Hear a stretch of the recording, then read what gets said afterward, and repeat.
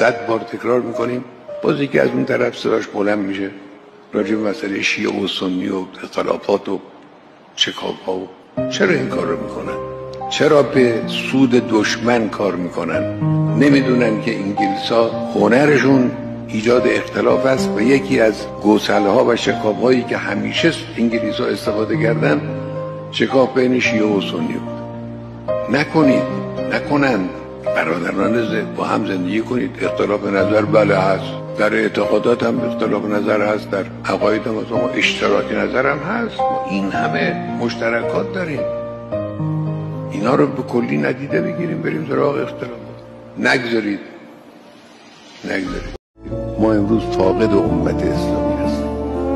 کشورهای اسلامی زیادن، نزدیک 2 میلیارد مسلمان در دنیا زندگی میکنن، اما عنوان امت نمیتوان بر این مجموعه گذاشت، چون هماهنگ نیستن، چون یک جهت نیستن.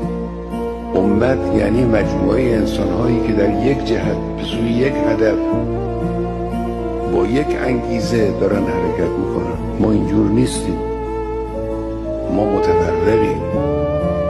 نتیجه این تفرق سلطه دشمنان اسلام. نتیجه این تفرق این است که فلان کشور اسلامی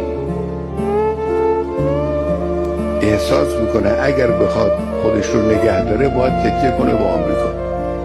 اگه متفرق نبودیم این نیاز احساس نمیشد. ما میتوانستیم پشت در پشت هم، دست در دست هم از امکانات یکدیگر استفاده کنیم و هم کمک کنیم یک واحد رو تشکیل بدیم. این واحد از همه قدرت‌های امروز دنیا میتوانست قوی‌تر باشه، چون که یک روز اینجوری بود با همه